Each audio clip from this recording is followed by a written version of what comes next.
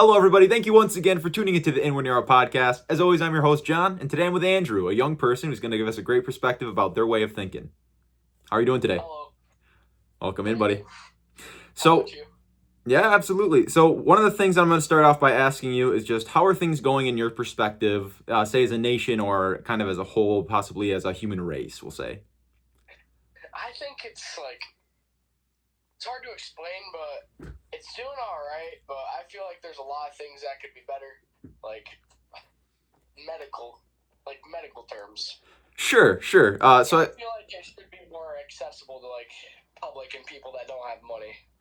I think that's a great sentiment. I could definitely agree with that as well. So, one of the questions I'll get right into asking you is this: is this country on the right track, in your opinion? No, No? Well, why so?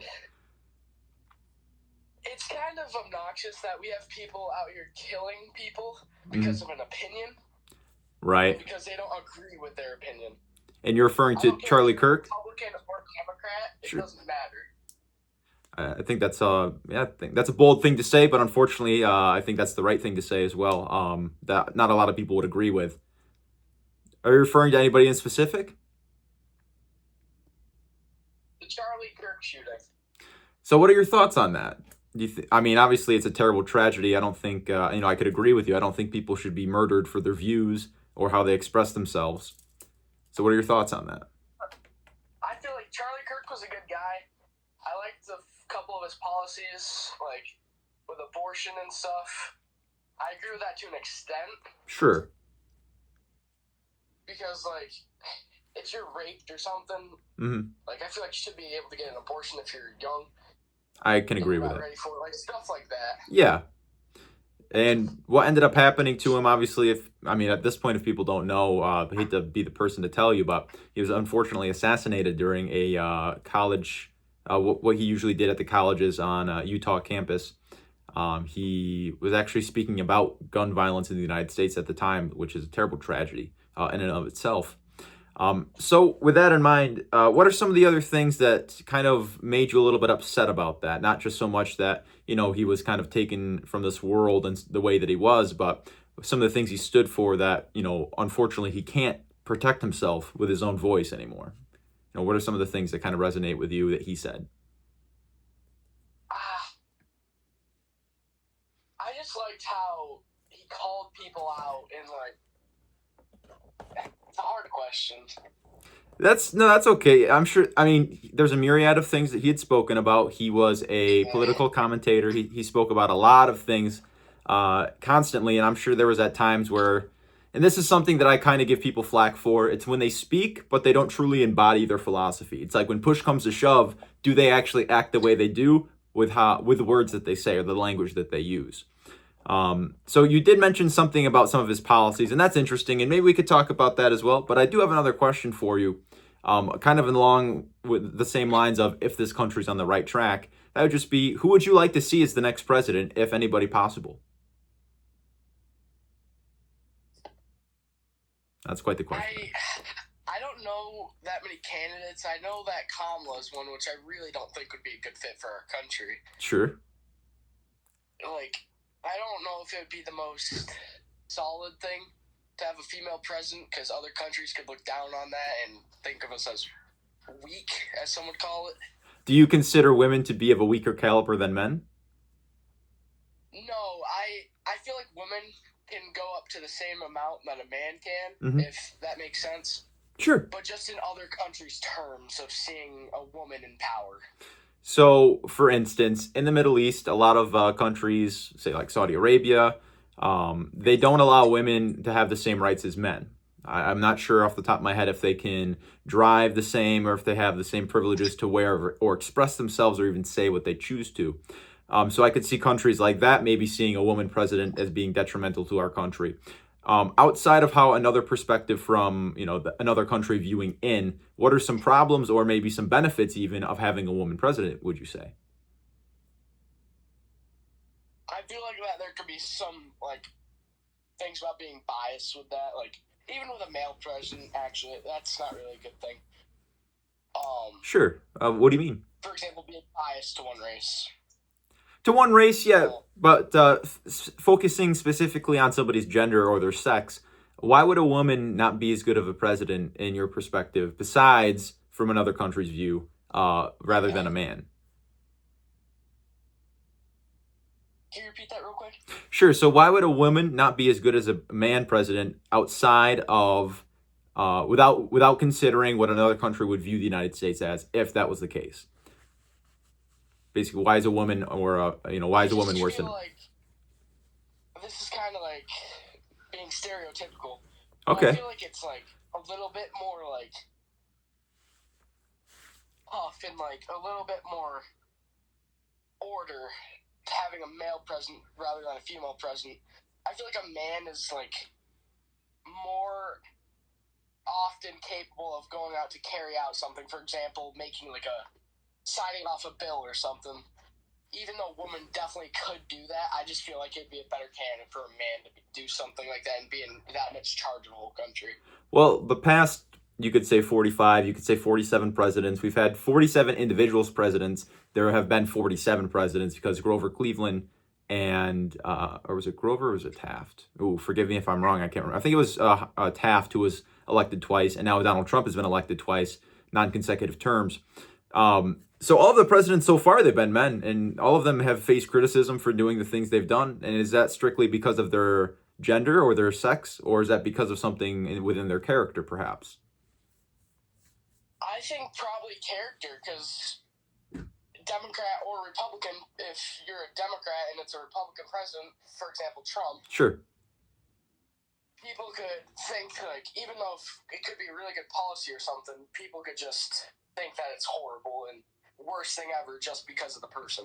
That's also true. Just because of how he acts, if that makes sense. Absolutely. I personally, I don't think Donald Trump is a very good president. I'll just say that at least. I won't get into that so far about my perspective on things.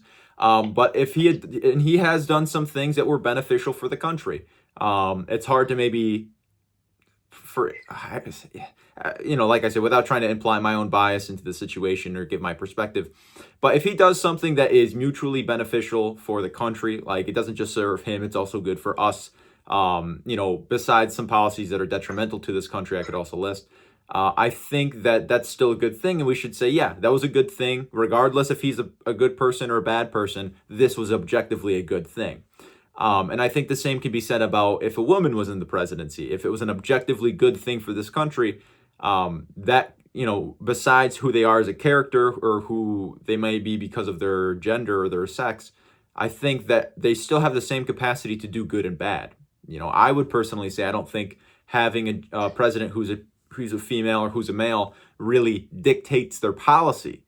I would say that it's more about their character and their ambitions versus who they are or what they were born with between their legs, if that makes sense. Yeah. So another question I do have for you, which I'm sure you'll have a good perspective on this. If you could have voted in the 2024 election, so last year, if you could have voted, who would you have voted for? Trump. And why is that exactly? I just feel like, from my perspective, that he was a pretty good president in his last term. And when we had Joe Biden as a president, I feel like stuff went on a decline. What thing specifically? Anything that you can think of? Like, not really, but I do remember that we did have some major stuff when he was in presidency. Same with Trump, really. Well, what are those major things? Like the war in Ukraine, the October 7th event in Israel and Gaza? Ukraine was a major thing. That, I can think of. Pardon me, I'm eating my grilled cheese. No, that's all right. Just take small bites. Don't choke, please. Yeah. Another I dog. feel like if Trump was in presidency during the Ukraine stuff, when it first erupted, it wouldn't have lasted this long, and it would have been far over. So that's an interesting topic entirely. So with Ukraine, a lot of people could say that Joe Biden, as a person, his character, he didn't exude the professionalism or the leadership that other countries would look at and say, this is somebody I don't want to mess with, right? That's kind of where you're coming from. Yeah. And if Trump was the president at the time, you think Russia would not have done what he did? I feel like Russia would have still done it, but not to that extent. And I feel like Trump would have ended. You're saying about it, we have one of the most powerful militaries, That's true. and you're going to use that to threaten them to have it over. See, there is some disconnects, and I can give you some solid facts. So I actually, while I was in the Rotary Club a couple years ago, when the Ukraine war started, we had somebody come from Ukraine and speak to our club and basically tell us how things were going. And then even to say that there was the Nord Stream pipeline, which was basically how Russia sold its gas to the EU or to Europe, mainland Europe. So with that in mind, we can say, this isn't quite hard, this is more speculative, but it was kind of confirmed by some of the things Joe Biden said, that the United States was responsible for the explosion that ruined or destroyed the Nord Stream pipeline.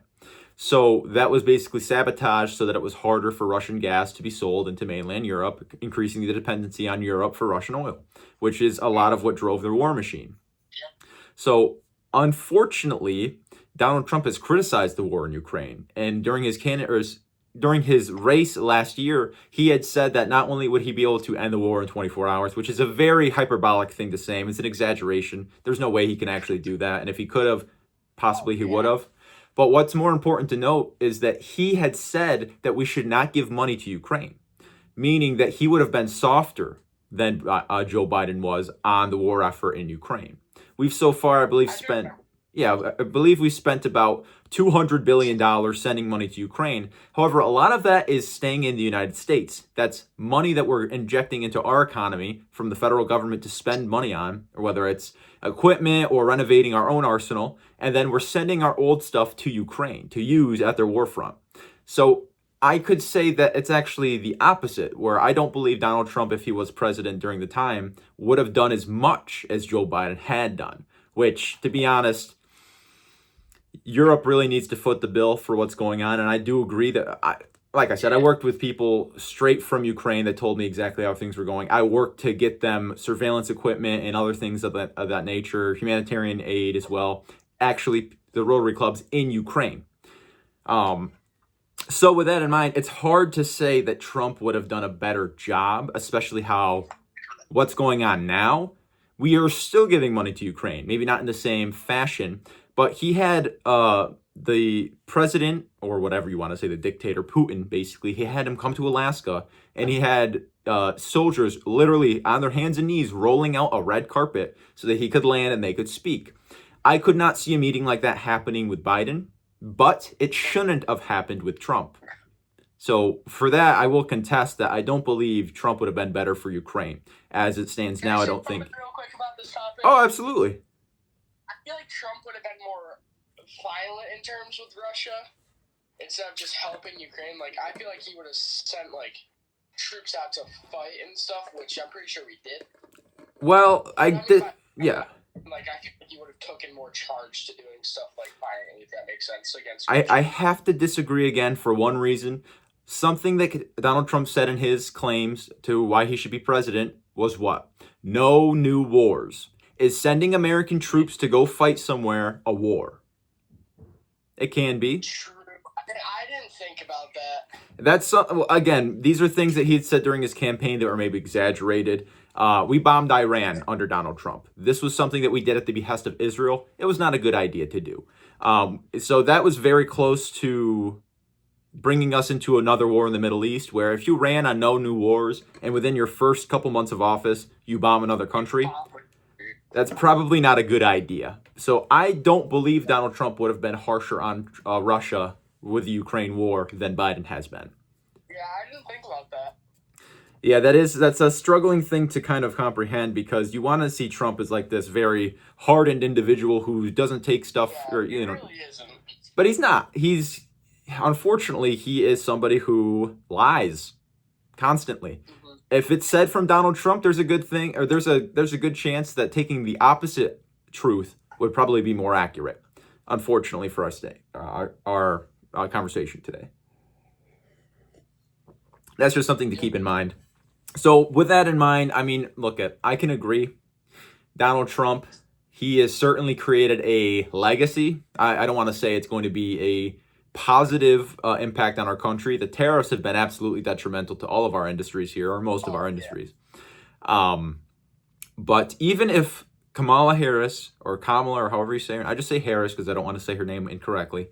Even if Harris were to run, or when she ran, if she won, I don't think she would have been a great president. I think she would have been better than Trump. I can pretty much say that. I can't say definitively because we'll never know. Unless she runs again and she wins, and then all of a sudden we're like, wow, she was actually a great person to be fit for the job. But just with that in mind, have I possibly changed your mind about? And I don't seek to change your mind. I'm just wondering if you could vote in the 2024 election, would you still have voted for Trump? Yeah. You think so? Yeah. That's very interesting. I feel like who was it? Ronald F. Kennedy or JFK Jr. or something. Oh, RFK. Yeah. I remember seeing his stuff that he was running for, but then he ended up going independent and stuff. Yes, so he was basically a Democrat as well, but he ran as an independent. He would have been a pretty good president. Now, I initially wanted him to win until I learned more about him. And we can get into this a little. I know that he's done some pretty bad stuff, but I just feel like he could have been a pretty good president. It's difficult. So here's the thing: his own family, the Kennedy family, did not endorse him and did not think that he would be a good president and did not want him to run. They saw what he was doing was basically, he was a spoiler. He was going to pull more votes from the Democrats as an independent than he was pulling from the Republicans. So as a former Democrat, it was important for his family and some other people as well that he did not run. So they didn't want him to take votes from people that are from Harris, who, ended up losing anyway. So, but the thing is, he was a former Democrat. He is now the the Secretary of Health for the Trump administration. So that's quite the betrayal. And if he's switching up on an occasion like that, it really just seems like he wanted power. And if he was just concerned with power, that he would, right? So he could push away some of his possible internal politics, his policies that he actually wanted to see. In disregard, he just wanted power, or he just wanted a position, which Donald Trump is pretty far right. I think a lot of his policies, especially with the things he uses ICE for, federalizing the National Guard, blatantly unconstitutional for what he wants to do with it. I think he's a pretty far right president. And so for somebody who's a former Democrat to then be part of his administration, there has to be a very good reason for it. Or if there's not a good reason, it's mostly a self-motivated reason or a self-interest. So that's why I think that RFK chose to be part of the Donald Trump administration. But so far we've talked a little bit about politics. I have another question for you, if you don't mind. All right. That is, what's something you feel that people need to hear, whether it's in our country or just as a people, as a United States, or sorry, as a united people on the planet? Just something you believe somebody needs to hear. Let me think on that for a moment. Yeah, sure, go right ahead.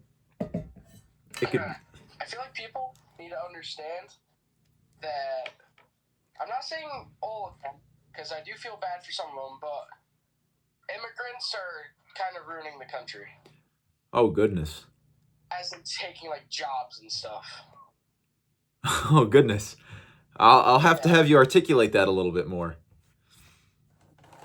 So, I just feel as in they're taking jobs and, for example, wasn't there an immigrant that was, killing people close to us, John? I don't really know what you're talking about. I'm pretty sure that there was someone that was killing, a lot of people.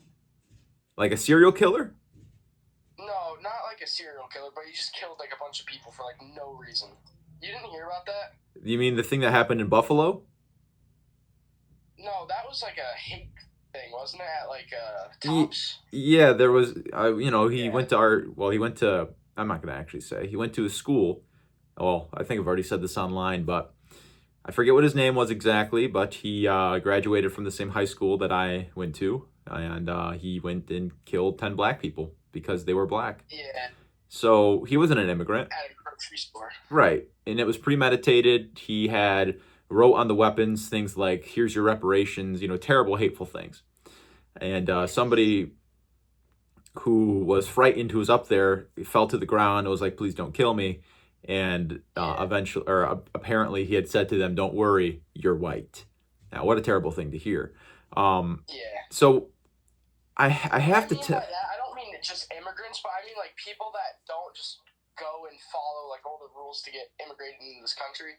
So I do feel that people do deserve a chance unless they come into this country for like bad things, if that makes sense. I could agree with that. It's a good idea to vet the people that come into this country. There's no reason to have people that are going to start problems come into our country. However, so what you're saying is very detrimental to a lot of populations of people, including yourself, because I can't say with certainty, but I can almost guarantee that there was a point in your life where, or sorry, not in your life, in your lineage, where your family had immigrated to the United States.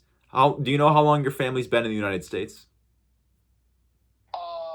For a very long time. Sure. What's a very long time, maybe? Yeah. Like a couple of generations? For me, I'm a fourth generation American, meaning my great-grandmother or my great-grandparents were the first people in the United States as citizens here. I remember like doing like a DNA thing. Yeah. Like learning about my stuff. And there's a lot of people in my family, like even older than me, that have been in America for a couple hundred years. Oh, wow. Like, yeah. So you're not Native American, though? No. So at one point, your family had immigrated here from a different country? Yeah, I'm trying to think of what it was. Probably. But yeah, that's obvious that I would have a little bit in me. Right. I mean, most people, if you're not a Native American in the United States, then you are most likely an immigrant. Or your family immigrated to the United States at one point. Oh, wait, no. I just lied right to your face. My great-great-grandmother was, her name was Rain on the Face. She was a Native American. Rain on the Face. Well, there you go. So, okay, there you go. So if you're speaking from a Native American perspective and you're saying that immigrants are ruining this country, that would include people like me and my family, because we're immigrants at one point. I had met I was alive 14 years until my great-grandmother passed away, and she was the first generation born here. Yeah, my great-grandmother just recently passed. I'm sorry to hear that, my friend. But what I do have to note is that you are unfortunately repeating a lot of right-wing propaganda, things that are not necessarily true. So... Yeah, I agree with that. You agree that's... Yeah. So that's okay because you're young and you don't really have the full idea of... It's not like I'm reading a newspaper every day. I'm just saying stuff that I feel like I agree with. That's fine. And that's why I'm having you on, because I want your perspective today. Yeah. So there's a lot of opportunities for people to come to the United States and do good. I've actually spoken on this podcast with somebody who was initially an illegal immigrant. They were 4 years old when their family smuggled them across the border into this country. So they had no idea what was going on. It was not up to them whether or not they stayed in their country or came to this one. They were from Mexico. And once they were able to, they got a work visa, they got a school visa, and now they're becoming a United States citizen. That's really cool. That's the majority.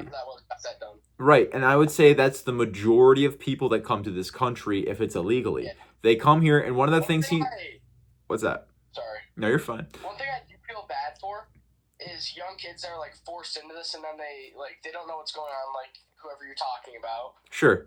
Yeah. Their families get taken away, like they don't know what's going on, just like stuff like that. You know what I mean? I just feel bad for the younger people that are forced into that. Right, and so... And their families getting deported and stuff. Like, that just sucks. So what's been going on with Donald Trump and his agenda to basically remove immigrants from this country is he is making people an illegal immigrant. He's cracking down on families of people. Here's the thing. Let me paint the picture for you. So... and like you said before, immigrants are taking jobs. I would say they're not taking jobs that are desirable for most Americans. They're taking like manual labor jobs, right? Most Americans or most native-born Americans, or I'll even say most white Americans, are not going for the manual labor jobs like working in the field, or doing manual labor just in any other capacity. Those jobs, or factory jobs, or any type of menial labor, which is very simple work like working in a factory, are usually being taken by people that are from other countries or have very little schooling or very little education. And the Department of, I'll just say the IRS, has basically allowed for that and allowed for them to make money in this country if they pay taxes. And it's through paying taxes that a lot of people are upset, because it's like, well, if people are coming from other countries and they're illegal, they're causing problems here, and they're taking our tax money because of social assistance, they don't agree with that. However, that's a very extremely minute portion of the population. Most of the people that come here, whether it's legal or illegally, they come to work and better their lives in the United States, because this is truly a land of opportunity. So what's been happening? That's a good thing. And that is a good thing, because that's where a lot of people started from some generation of their parents or their parents' parents or their grandparents or whatever it be, is that they came here because they believed this country was better for their family. And for most of them, it has become so. It is better. The United States is a bastion of hope to the rest of the world to come and explore and grow and build. And if you have the resources to get here, you're going to do everything you can to get in here and become a citizen if you can, and whatever else, to be a productive member of society. You're not going to leech from the system. You're not going to take advantage of loopholes, and you're not going to then go out and kill people. One of the things Donald Trump has said during the debates last year was that Haitian immigrants were eating dogs and cats, which was so blatantly and unrealistic. Yes, and it was purely just to further his idea or the agenda of immigrants are bad people. And unfortunately, I see a little bit of that rubbing off on you, is that you maybe don't have the same perspective. I've worked in some places where some people, like, what was his name? Julio? I worked in a factory. I worked at a warehouse, actually the Dick's Warehouse in Conklin. And his name was Julio. And he got a lot of hate from people just because he spoke a different language. He had a very, very thick accent. He was from Peru, and he was also from, I guess he was from Italy at one point as well. And this is actually kind of funny. So people would give him a hard time, and anytime anybody, so, you know, his accent is very like Hispanic, or I guess it was Portuguese or Italian. So it was a very Latin thick accent. And when people would ask him, "Oh, where are you from?" he'd say, "China." So obviously he's not from China, but that was just illustrating that people were giving him a hard time to the extent to where he was just joking around with them, basically. Yeah, I would do the same thing. Well, see, then you sympathize with these people, and you know it's hard to say that you agree with some of the things that you hear, or maybe that you're hearing the right things that are even true. I think a lot of what's been said so far today is maybe a result of either somebody in your household or from your media outlets that you're seeing. It's called confirmation bias. Do you know what that is? Yeah, when you see something, then you believe it's true and stuff like that. Right, and same for controls, like, your feelings about it. Right, you see something, possibly it could be a strong piece of evidence against your arguments for why things are the way they are, but you don't see that as often as you see something that reinforces or confirms your bias. So with that in mind, has anything I said really, has it kind of changed your perspective, or maybe you've gotten a different view on things today? So, a little bit, but at the same time, like, I don't know if it really makes sense, but I've had, like, ideas like this in my head, like, that you've been saying. Sure. And, like, just taking thoughts on them. And I'm not really good at wording things. That's okay. But just, like, I sympathize with people that come into the country illegally and stuff, that, like, are trying to do good and get, like, their visas and stuff like that. Right. I just don't agree if they're trying to come to this country for bad. And I agree with that as well. 100%. I sympathize with that.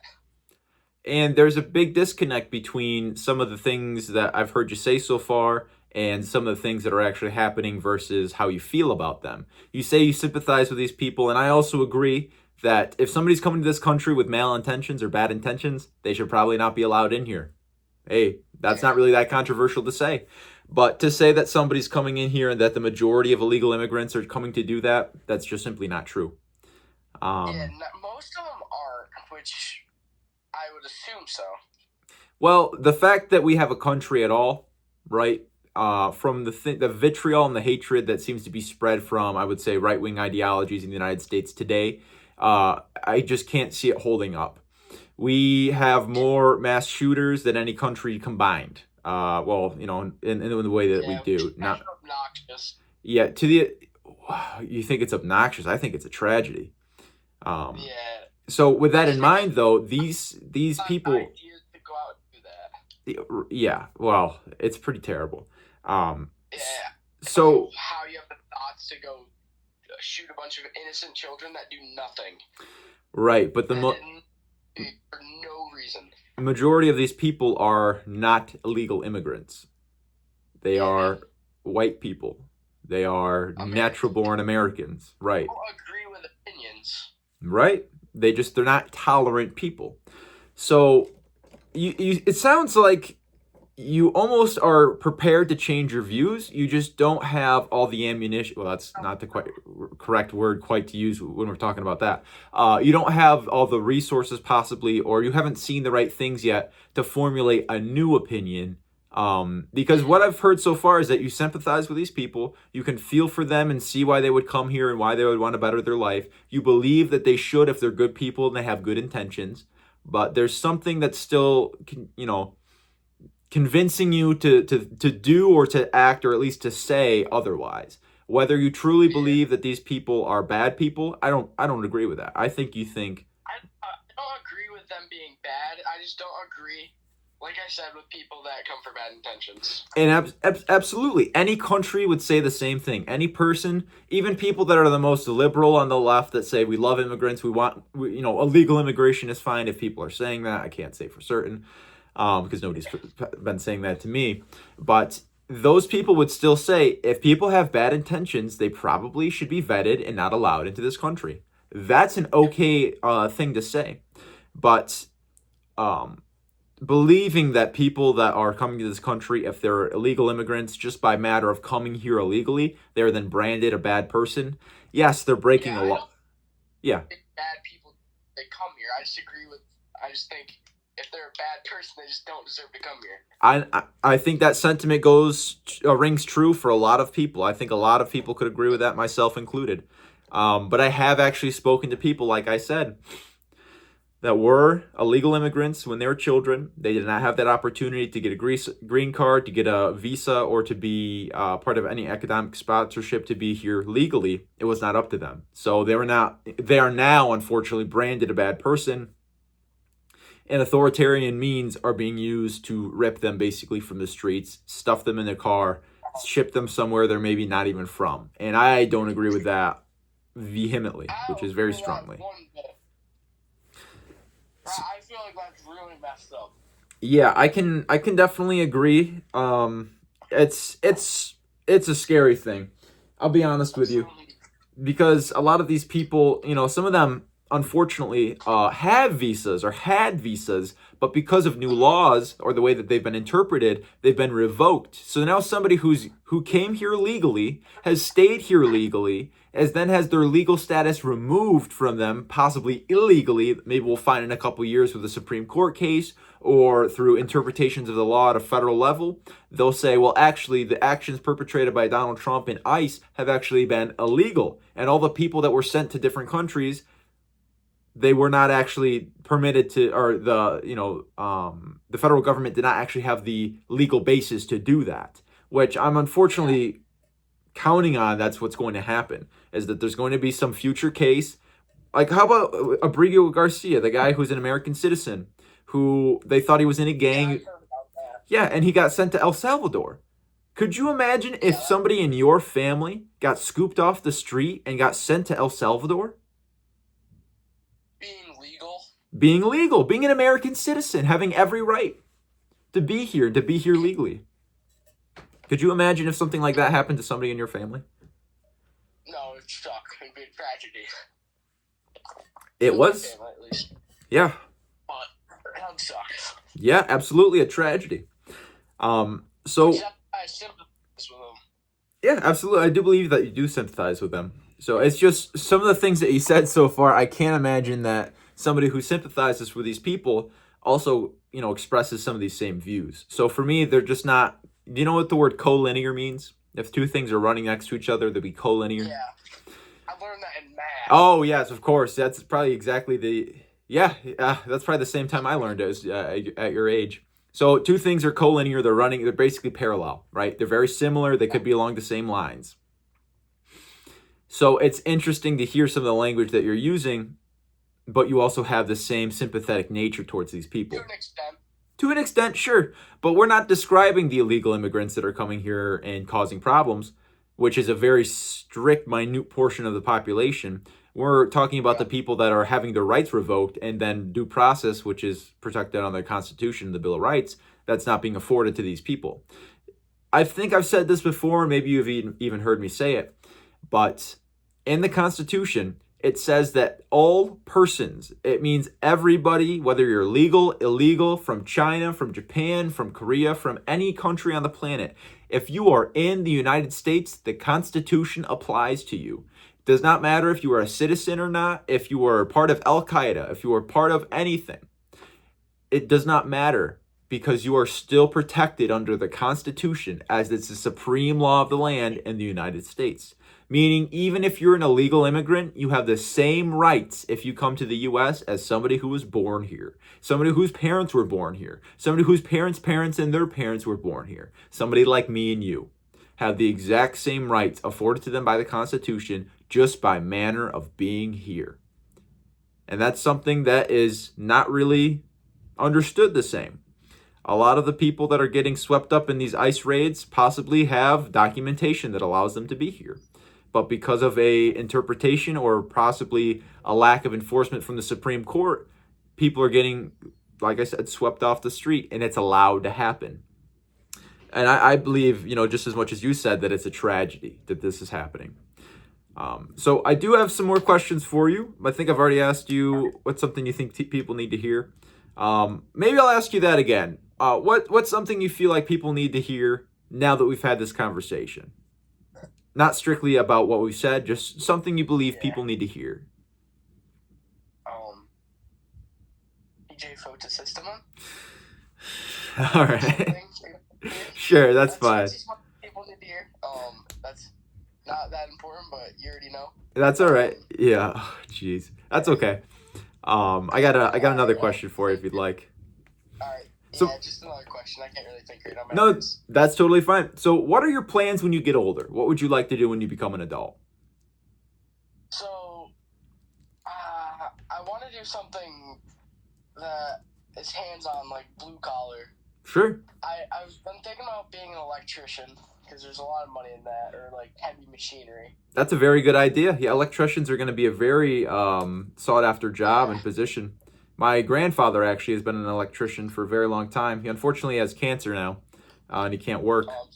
It's okay. It's been almost 9 or 10 years since he's had cancer. So, yeah, he's a trooper though. But yeah, he was part of the the Electrical Brotherhood or whatever that's called, the union. And he had asked me at one point if I ever thought about joining, and he said it would be a very good opportunity for me. However, I do my own thing. I'm a business owner and now I have a job selling vacuums.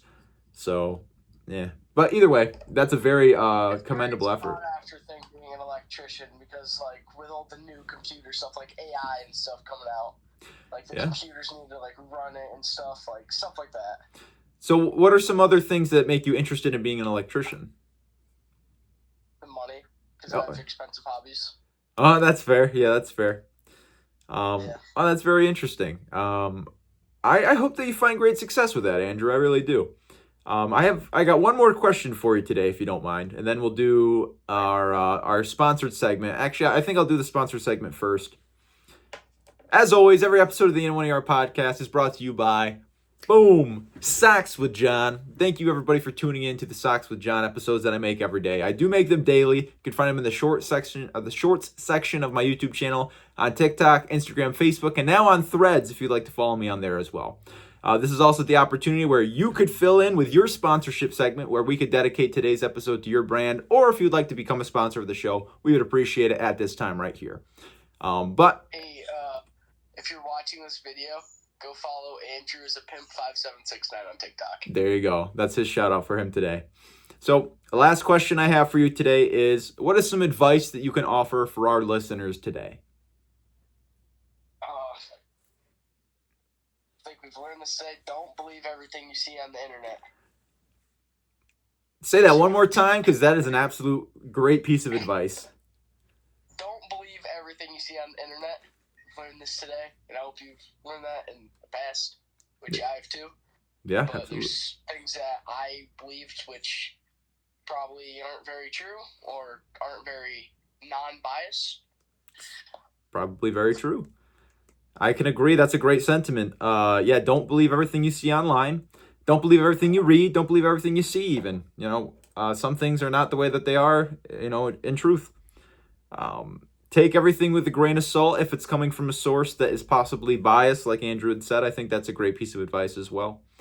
But yeah, I can agree with that a lot, and thank you for saying that. I think you've learned a lot today. I've certainly learned a lot today as well, about a perspective from a younger generation. And I guess the last thing I'll say today as well, just a little bit more of a question.